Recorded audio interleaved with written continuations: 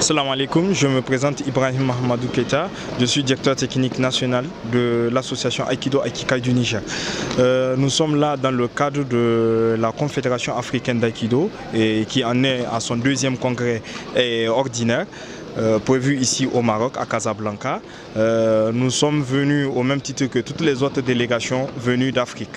À noter que pour ce deuxième congrès, nous en sommes, au départ nous étions 7 pays, aujourd'hui nous sommes à 14 pays. Je trouve que c'est déjà bien. Ça témoigne que l'Afrique est sur les rails de la consolidation de l'unité, qui en est l'une de nos politiques phares au niveau de la Confédération, celle de consolider tous les pays autour des mêmes techniciens, parce que comme on le dit, l'Afrique a été longtemps marginalisée par l'effet, on peut le dire, les accents occidentaux, mais on s'est réunis autour de la Fédération royale marocaine pour créer cette confédération, parce que comme on a noté que grâce à Feu Al-Hajj Alaoui, dont son rêve était de créer quelque chose pour tout le continent, pas pour le Maroc seulement, pour le continent, et comme l'a si bien dit Salava hier, si vous rêvez seul, ça ne reste qu'un rêve, mais si nous rêvons tous, c'est sur la voie de la réalité.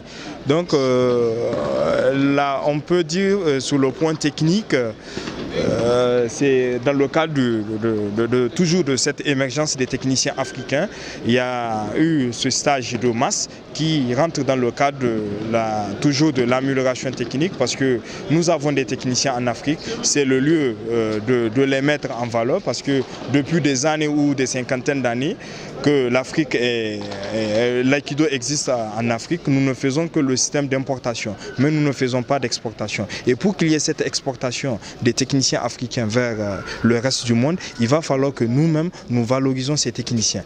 Et pour valoriser ces techniciens, il faut les réunir autour d'un même tatami, et c'est ce que nous sommes en train de faire autour de cette même confédération africaine d'aïkido. Réunir les techniciens, travailler ensemble, faire sortir un programme d'activité annuel qui sera réparti dans tous les pays africains, parce que nous, on s'est dit que pour le cas du Niger, un pays que je connais très bien parce que je suis nigérien, nous avons besoin de cette confédération. Parce que c'est même dans ce cadre, nous avons eu à inviter la direction technique de la Confédération africaine d'aïkido à animer un stage au Niger qui a vu la participation d'environ 200 pratiquants. Et outre les pratiquants nigériens, nous avons eu à inviter aussi 7 pays qui partagent frontaliers avec le Niger, tels que la Côte d'Ivoire, le Mali, le Nigeria, le Ghana, le Bénin, le Togo, qui étaient tous venus. À l'issue de cette rencontre, il y a même eu des passages de grade qui ont été jugés par les techniciens de la Confédération africaine d'aïkido. Aujourd'hui, on peut dire que nos techniciens africains, tels que je parle en connaissance des causes, tels que Sensei Jamal, Sensei Saïd et Sensei Nasser, aujourd'hui ils sont sollicités presque à environ 6 pays pour cette année, qui les sollicitent, les avoir dans leur pays pour l'amélioration du niveau technique. Et je pense bien c'est une bonne chose pour nous.